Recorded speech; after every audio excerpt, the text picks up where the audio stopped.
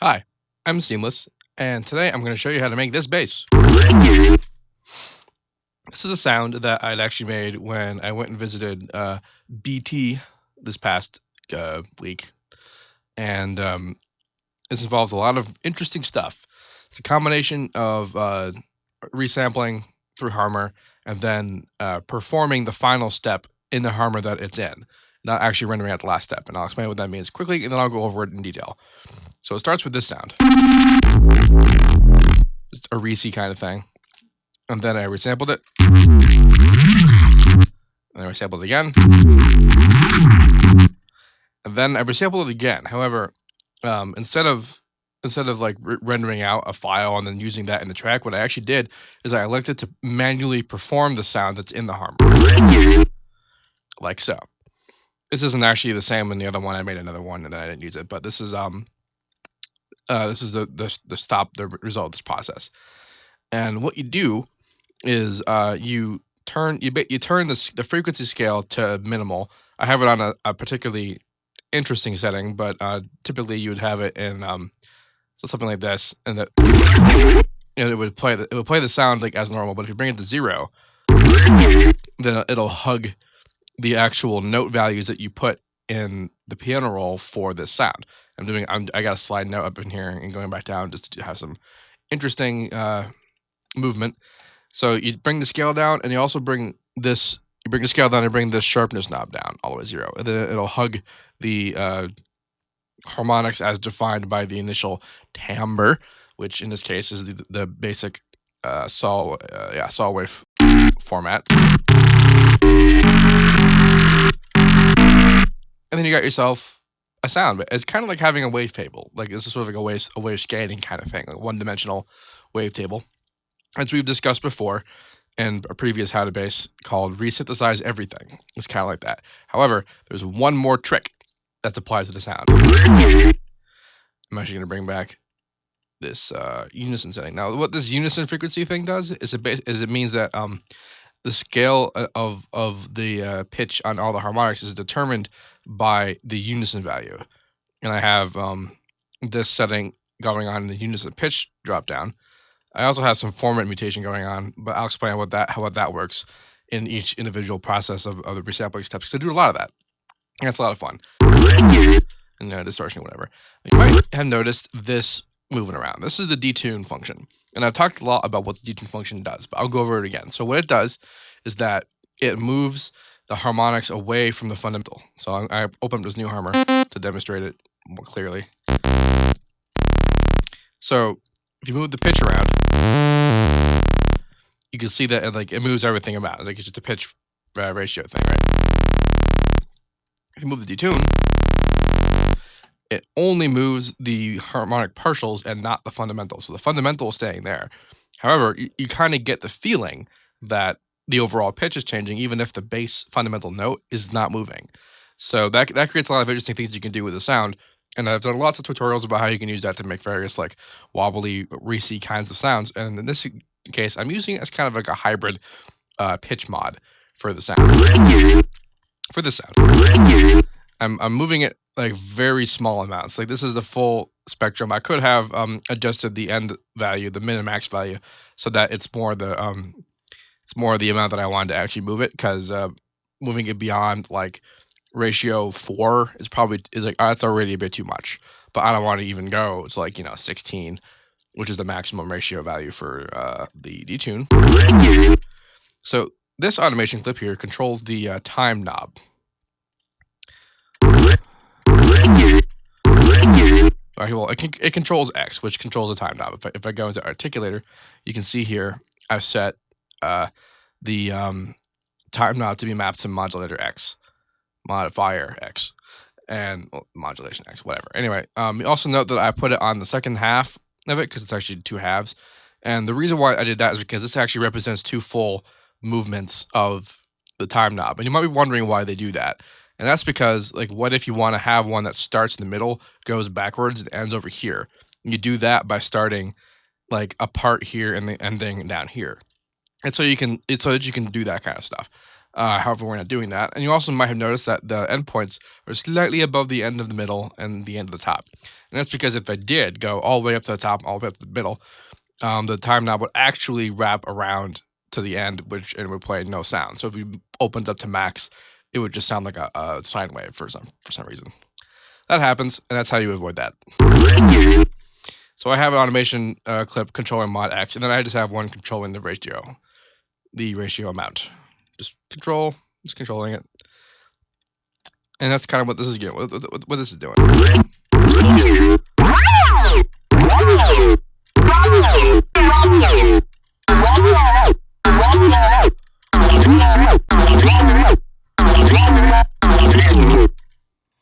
And that can do lots of cool stuff.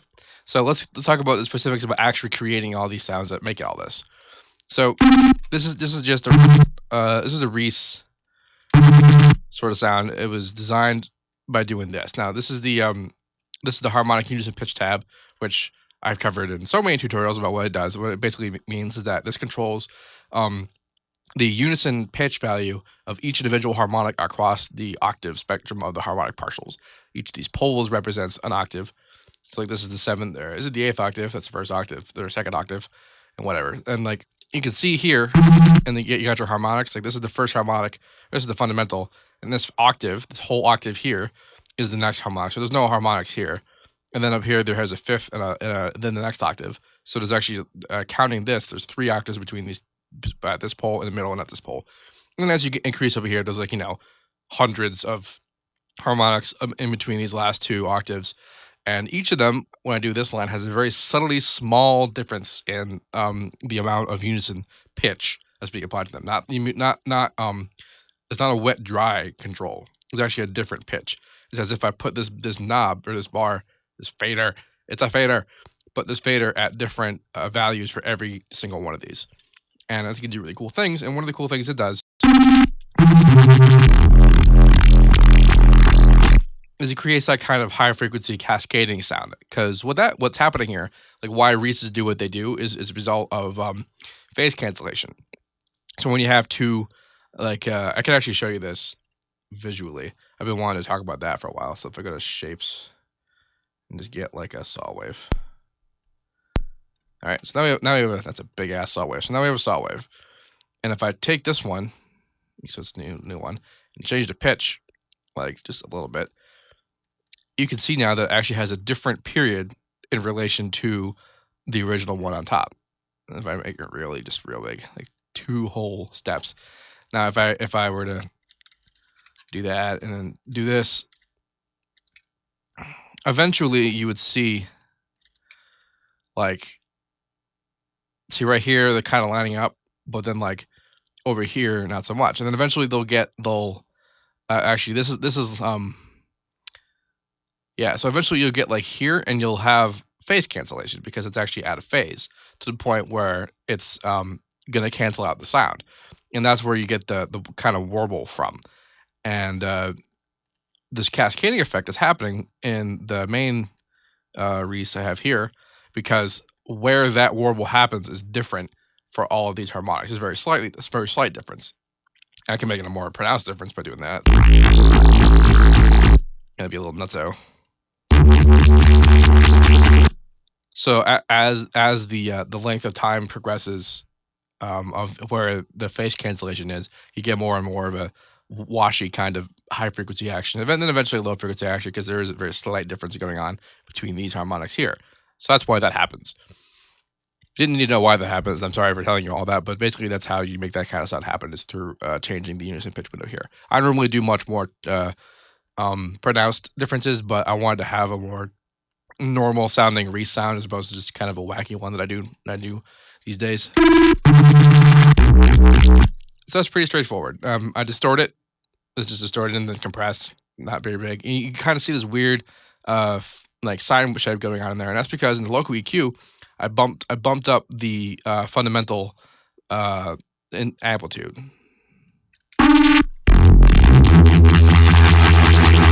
So now you can hear like the high frequencies are more pronounced, but if the amount of the lowest one is increased, like it kind of pushes out all the other frequencies because it's compressing it.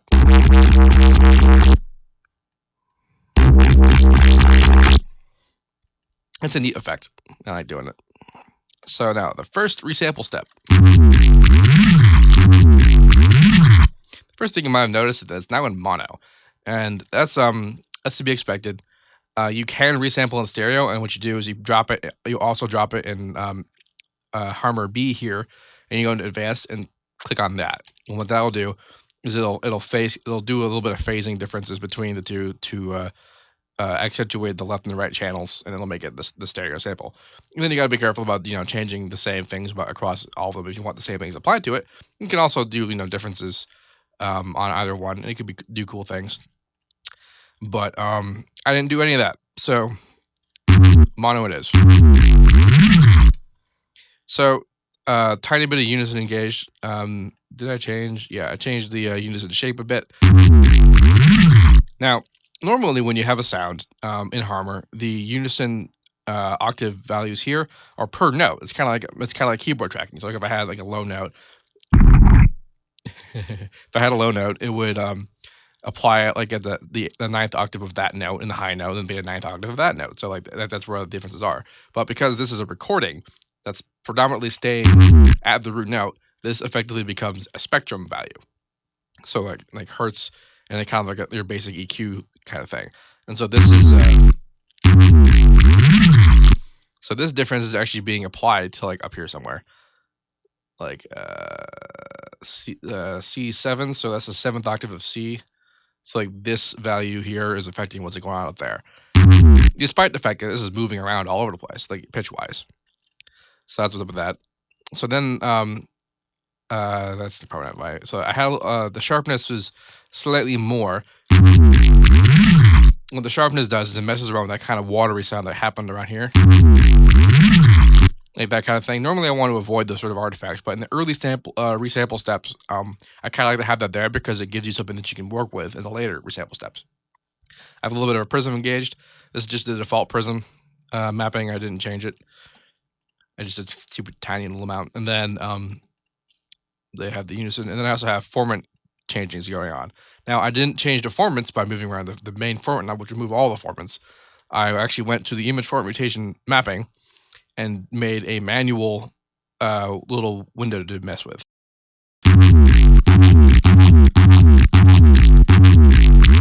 It has a reduced effect because there's not a whole lot to work with in the first resample step, but I wanted to mess with it anyway, because it especially has an interesting effect on the higher frequencies when you do that kind of stuff. So that's what that is. There's a little bit of distortion going on. I like log. So number 2, I have a little bit more unison with a different mapping for it. So this one's applying more at a lower amount. And you also see that there's like a notch going on here. What that is actually in the effects routing. I have a chorus and a free filter, which is just a notch filter that I'm keeping there. I mean, I could have done that with an EQ, but I initially wanted to do some modulation with it, but I just kind of like leaving it where it was. Now, these are being applied to every single step because they're all going through, and then they're all going into this Edison, which is where I'm recording it into each individual step. So note that these effects were applying to every step. So like this little hole here is getting more pronounced as these resample steps proceed. So unison, the formant mutation, the sharpness is at the default value, and then more formant. I mean, this is all stuff I just kind of did until it sounded good, and then I kept it there. Story of my life. No distortion, no compression, just that. And then finally, it goes into this thing. Now, I already told you about how to make the scale work to make notes. In order to get the lower note there, you have to engage harmonic protection because normally it wouldn't be there.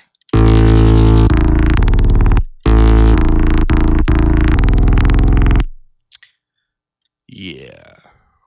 So there's a little bit of a unison going on at the original mapping that I had in the first one, but I have a lot because this is actually a performing sound. Like I'm playing the sound. You have log. I have negative asymmetry, which creates a more stereo spread. There's no compression going on. This guy is actually going into its own individual channel with so many Edisons, but this is just so that additional compression is applied to it. And lots of EQ stuff. I really dig having notches. It's kind of like having a double notch because here's the notch. And here's a new notch. wonder if you can hear what I was saying when I'm doing that. You probably can. Hope so. Wasn't really paying attention. We'll find out if the video's terrible later. Yeah. I rendered that out for a specific purpose, which I shall not show you. Yep. In any event, those two automation clips control the time position via mapping to X and the detune amount via mapping to the detune.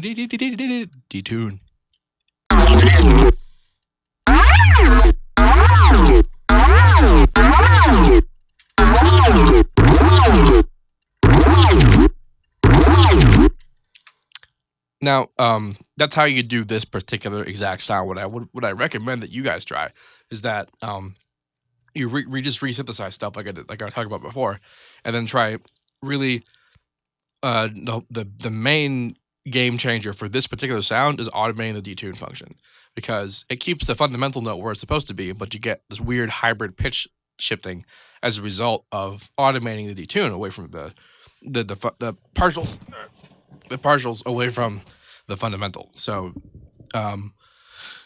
that's where the crux of the sound comes from. The rest of that was just how to get to the point where you can do that.